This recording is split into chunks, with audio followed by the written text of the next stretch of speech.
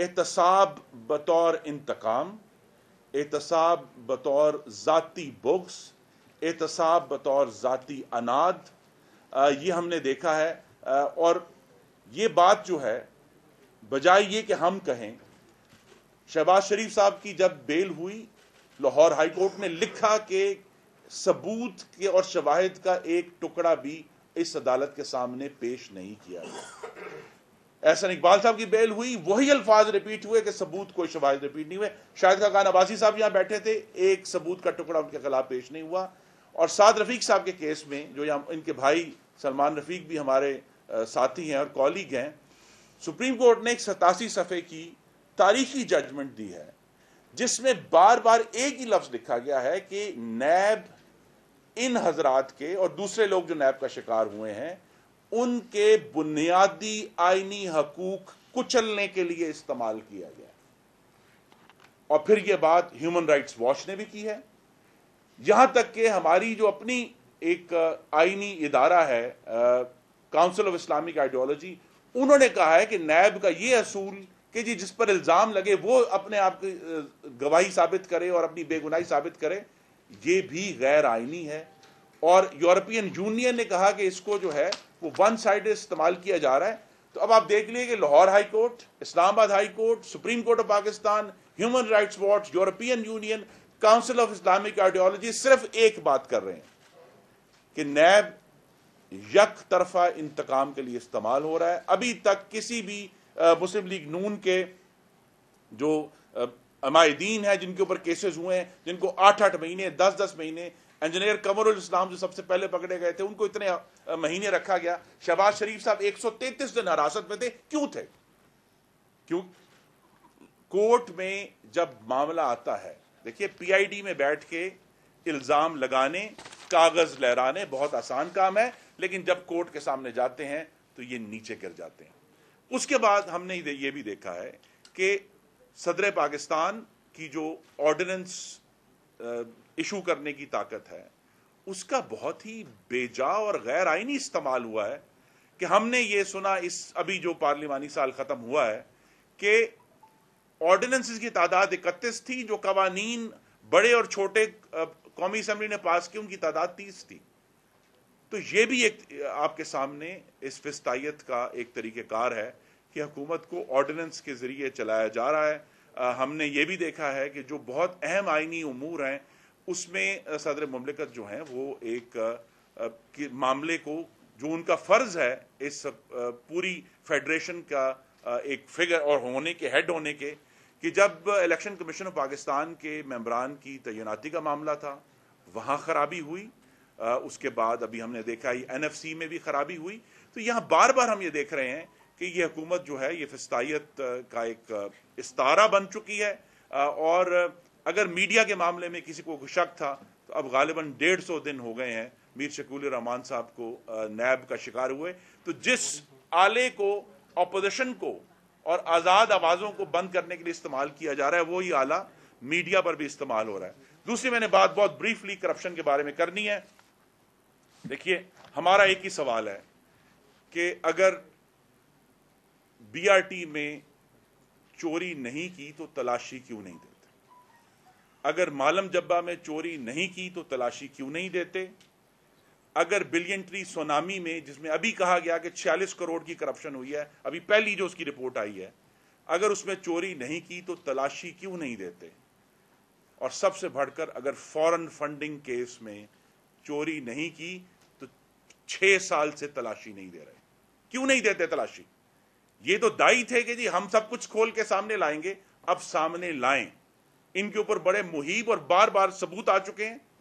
Helicopter case में चोरी नहीं की तो तलाशी क्यों नहीं देते? और मोहतरम ख़वातीन व हज़रात, अगर पाकिस्तान के अवाम की दवाइयाँ जो 400%, 300% बढ़ी हैं, उसमें चोरी नहीं की तो तलाशी क्यों नहीं देते? जो आटा मुस्लिम लीग नून के आखिरी दिन में याद करा दूं, 31 मई 2018 को 33 रुपए किलो था, अगर आज वो 75 रुपए किलो है तो उसकी तलाशी क्यों नहीं देते? जो बात सदर पार्टी ने की कि वो 66 लाख टन गंदुम किसने चोरी की है, वो कौन उसकी तलाशी देगा? हमारा डिमांड है उसकी तलाशी दी जाए। और शुगर के ऊपर आपने देखा है بڑا شور ڈالا کہ جی ہم نے بڑی شفافیت کی, ہم نے پہلے ایف آئی اے کی رپورٹ بنائی, ہم نے فورنزک کمیشن بنایا. اس تمام کلا بازیوں کا نتیجہ یہ ہے کہ پاکستان کے عوام کے لیے چینی 50 پیسے کم نہیں ہوئی, مستقل بڑھتی رہی. آج خود پشاور شہر میں جہاں 7 سال سے پی ٹی آئی کی حکومت ہے 110 روپے کلو چینی بک رہی ہے. اس کی تلاشی کون دے گا؟ پیٹرول میں جو 26 جون کو اچانک 25 روپے بڑھا کر کچھ کمپنیوں کو کئی 100 ارب کا فائدہ پہنچایا گیا, اس کی تلاشی کیوں نہیں دیتے؟ بار بار ہمیں آتا ہے کہ جی ہم نوٹس لے رہے ہیں, ہم انویسٹیگیشن کرا رہے ہیں, لیکن یہ حکومت تلاشی دینے سے مفرور ہے. اور یہ جو بات ہے کہ انہوں نے بہت کوشش کی ہے کہ میڈیا کو, اپوزیشن کو دبا کر یہ کام چلے, لیکن یہ تجربہ عمرانی ناکام ہو چکا ہے. یہ معاشی طور پر بھی ناکام ہو گیا ہے, یہ خارجہ پالیسی میں ناکام ہو گیا ہے. یہ وہ لوگ ہیں جو اس اسلام آباد کے اوپر اکتوبر 2016 میں حملہ آور ہوئے تھے باقاعدہ مسلح ہو کر. تو یہ وہ لوگ ہیں, اور اب جو پہلے ہماری حکومت پر حملہ آور تھے, آج وہ آئین پاکستان پر حملہ آور ہیں, جس کی سب سے بڑی مثال آپ سب حضرات یہاں موجود ہیں, خواتین و حضرات, کہ اس کی جو پہلی کیجولٹی تھی وہ میڈیا بنا. اپوزیشن کے لیڈرز کے ساتھ چلتے ہوئے انٹرویو ہم نے بند ہوتے ہوئے دیکھے ہیں, آف ایئر وہ کھینچے گئے. چینلز کو کئی دن بند ہونے پر اس حکومت نے مجبور کیا. جو انڈیپینڈنٹ اینکرز تھے ان کے شو بند کروائے, بعض کے آن ہوتے ہیں پھر بند ہو جاتے ہیں. اور ہم نے یہ دیکھا ہے کہ اپوزیشن لیڈر کی ریلیز, مریم نواز نے پچھلے سال جو ریلیز لگائیں ان کا کمپلیٹ بلیک آؤٹ کیا.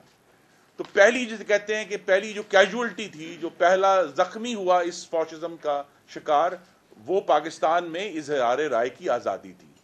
دوسرا شکار ہم نے دیکھا کہ اسی طرح جس طرح آزاد میڈیا کو ہٹ کیا, جو آزاد جج تھے ان کو ہٹ کیا, ان کے اوپر ریفرنسز فائل ہوئے, اور آج تک وہ دباؤ جاری ہے اس کے اوپر.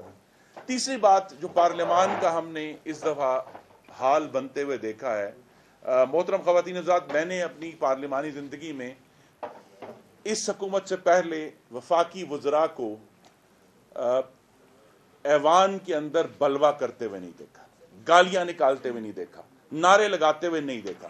اور اس سارے کا مقصد یہی فاشزم کا طریقہ کار ہے کہ یہ پھر جو آئینی ادارے ہیں ان کی توقیر کو تباہ کرتے ہیں, ان کو بے توقیر کرتے ہیں. اور ایک جو بہت بڑا حصہ ہم نے دیکھا ہے اس حکومت کا, وہ یہ ہے کہ غیر منتخب مشیروں کے ذریعے حکومت چلا رہے ہیں, اور صوبوں کے حقوق پر حملہ آور ہیں. مستقل 18ویں ترمیم, 18ویں ترمیم آئین کا کوئی علیحدہ پارٹ نہیں جسے آپ پکڑ کے نکال سکتے ہیں, وہ اب آئین پاکستان ہے, اور اس کے بارے میں آپ مستقل افواہ سازی کرتے ہیں. اور پھر جو اس کا مین حصہ تھا کہ نیشنل فائنانس کمیشن کا جو انہوں نے اعلان کیا مئی میں, جو کہ پوری کوشش تھی کہ کسی بھی طرح اس کو مینیپولیٹ کر کے, ساز باز کر کے صوبوں کے وسائل جو ہیں وہ ان سے واپس کھینچے جائیں. مسلم لیگ نون نے, صدر پارٹیاں موجود ہیں, اس نوٹیفیکیشن کو چیلنج کیا. اللہ کے کرم سے ہمیں کامیابی ہوئی, اور حکومت کو ہم نے مجبور کیا کہ وہ نیشنل فائنانس کمیشن کا نیا نوٹیفیکیشن جو ہے وہ جولائی میں ان کو کرنا پڑا, جو کہ کچھ بہتر ہے پہلے سے, لیکن ابھی بھی اس میں بہت ایشوز ہیں.